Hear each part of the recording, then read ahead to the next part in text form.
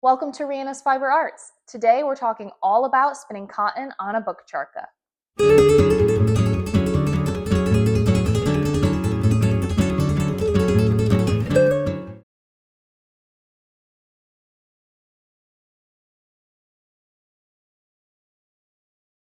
This is my book charkha.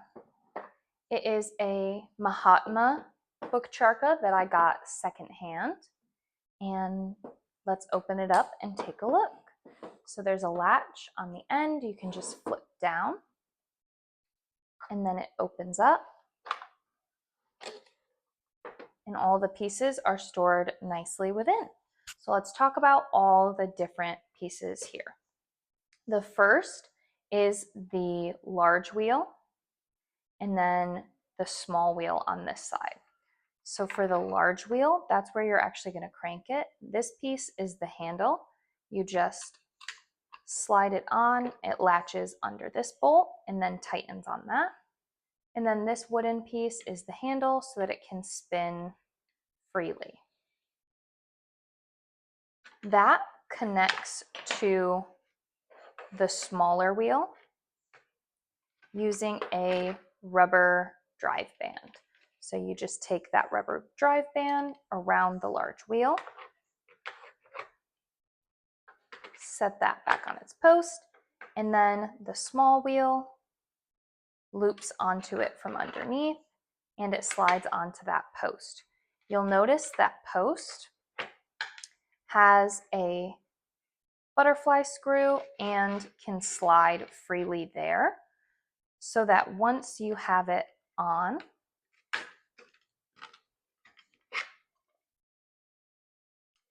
sometimes can be a little tricky getting it.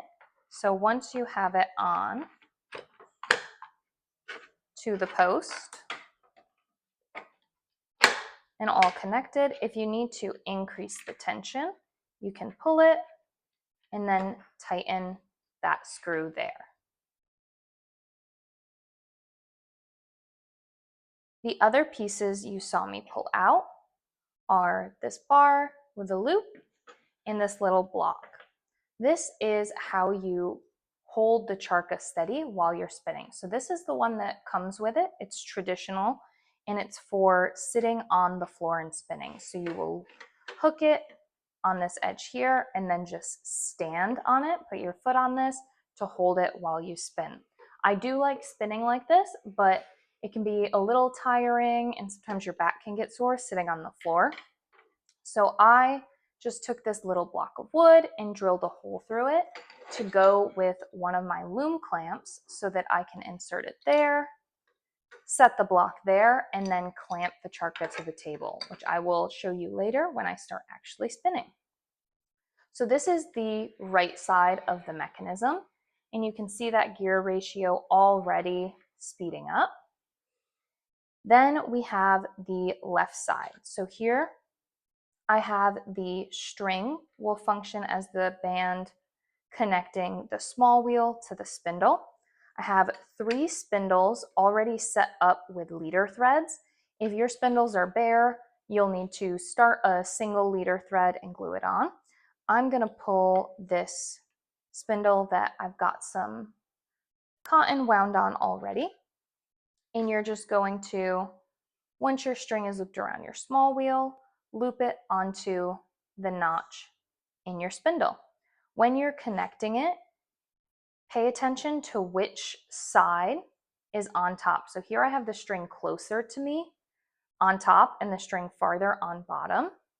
If I were to flip it so that the back string is on top and the front string is on bottom, it'll spin the other direction. So you can actually spin Z and S twist while going the same direction. So just pay attention whichever direction you want your twist to be, which way that goes. I like to spin my handle clockwise, so I'm gonna have this front string on top. Then that spindle is going to hook to this spindle holder mechanism here. So it, again, is on that sliding swivel with a clip, so you can move it as close or as far to adjust for slightly different lengths and tensions on the string. And then you'll notice I have some little leaves here. You can use any kind of sturdy twine or braided straw. This is keeping this spinning from wearing through the wood on the holder. So I'm going to actually lift it up so you can see. There's a groove that the spindle will sit in on an angle here. So once it's hooked up, the spindle will sit on an angle in that groove under tension, and it'll be spinning. So you don't want that spinning motion to be wearing through this wood, because then you would have to replace this piece. So these two pieces of string just protect that wood from wearing through. And currently I'm using just some pieces of palm leaf because I live near a lot of palms and it works well. So it's easy for me to replace when it wears through. You will have to replace those pretty frequently because it'll just burn through it. It also has this metal latch you saw me use if you want it to stay in place while you're looping these or setting it up. But once you have your string on and it ready to go in, you're going to lift that latch up out of the way so you can get it under tension, and then push until you have enough distance for that to be under tension. And you want it to be a little bit bent towards you, not straight up and down. That'll make sure that there's enough tension pulling that it'll spin well. And then I like to have it up at the edge so it's at a little bit of an angle. So now I am set up to spin. But before I start spinning, there's some other pieces here I haven't touched yet that I want to explain how you use them.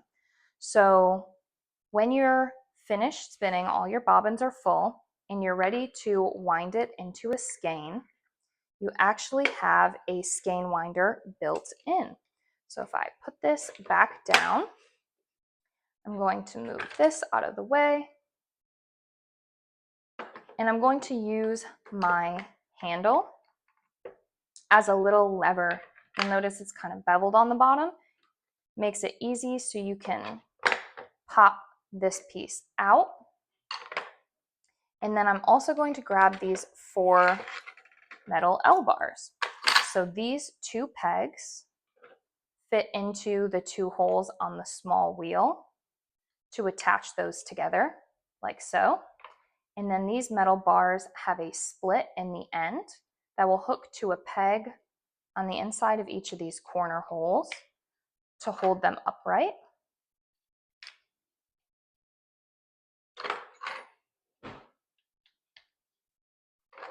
Once those are all clipped on, you can set it back onto its post.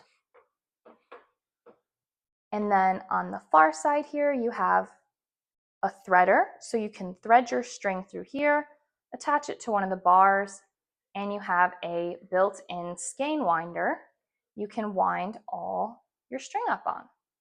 So I'm going to set this back up into spinning mode, and then we're going to do some spinning together.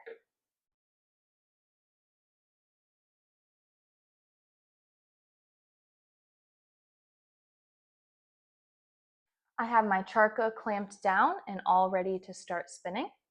So I'm going to grab my puni, fluff out the end a little bit to get it started, wind backwards to unwind a little bit of my starter thread, and then I'm just going to start spinning to add twist to the thread and pulling back, controlling how much fiber comes out with just my tips of my fingers, making sure there's enough twist, drafting a little more fiber out till I'm about an arm length away, and then I'll shift my arm up, spin back, and then spin forward to wind it on. And then you just repeat that process. You might have a few little clumps or neps, especially if you're prepping your own fiber like I'm doing.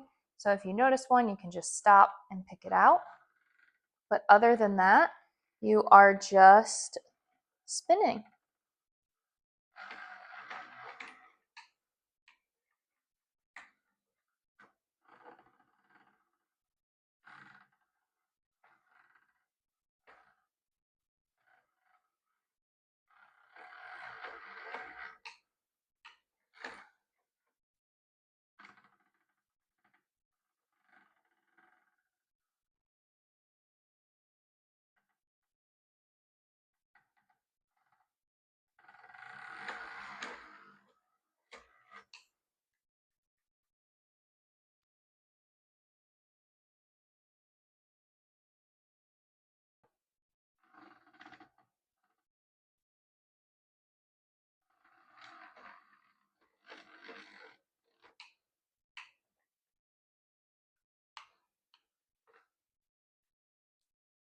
Now that I've finished spinning, I am going to show you how to wind this into a skein. Normally, I would put a little more on the spindle and I would fill up all three, but we're gonna wind this up so I can show you how to do it. So again, we're just gonna unhook the handle, use that to pop up this piece, attach it to our small wheel, pull out our 4 L rods, and put those in to the corners.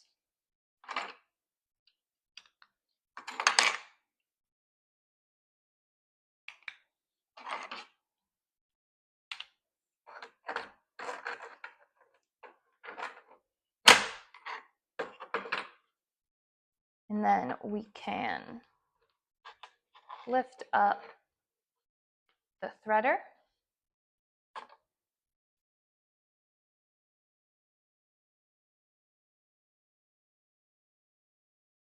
I like to tie the end on to one of the spokes. I think it just makes it easier. Loop it through the threader, and then you can just use your finger in the indent, hold the spindle, and start winding. As you can see, it goes really quickly and easily.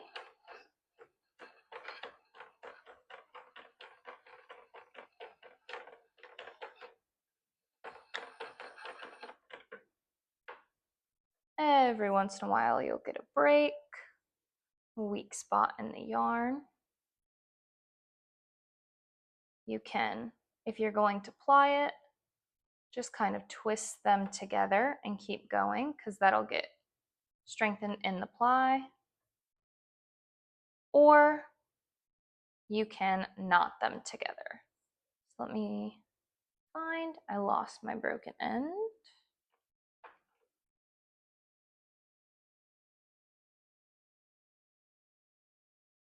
There it is. I'm just gonna tie a quick little knot to attach them. If you don't like knots in your yarn, you can take the time to twist them together, but especially with cotton where you can't spit splice it like you would with wool, I find it easier to just tie a quick knot and then keep winding.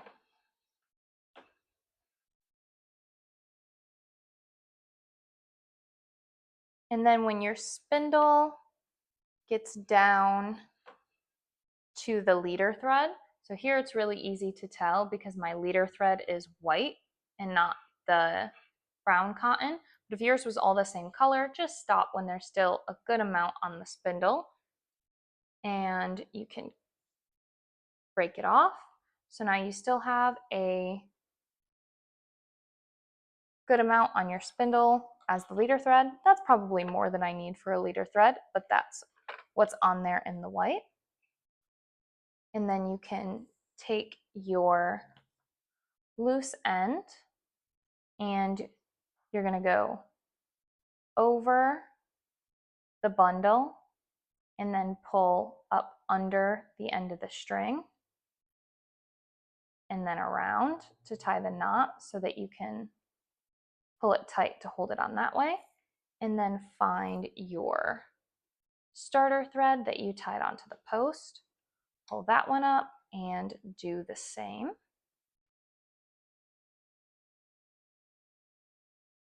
So that both ends are secured and all the strings are held together. And then you can just pull it off. And like you would with any other skein, you're going to twist until you've got a lot of twist in there.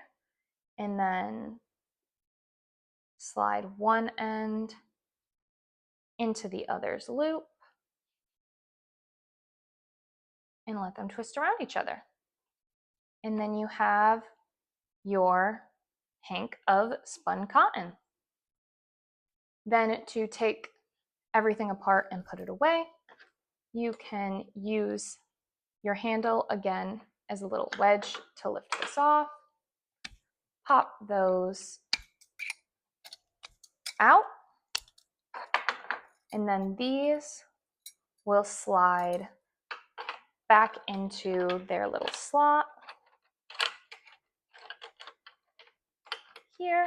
And I keep a little fluff of fiber stuffed in there just to hold them tight. But once they're all in there,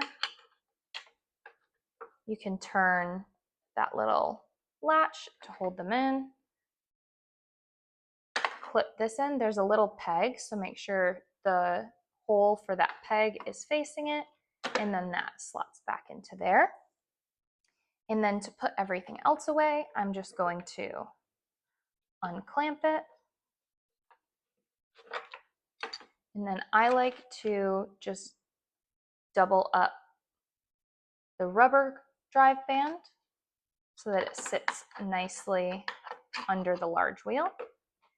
And then the handle in that corner and there. And then I'm gonna loosen this wheel up so I can move it there.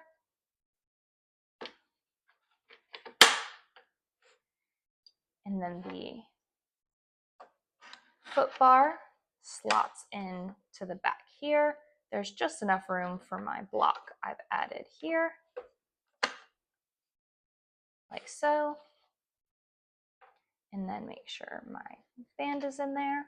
And then if you have some punis or some string you want to keep with it, there is a little extra room to add those in before you close it.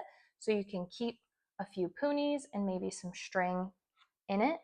And then it all just closes up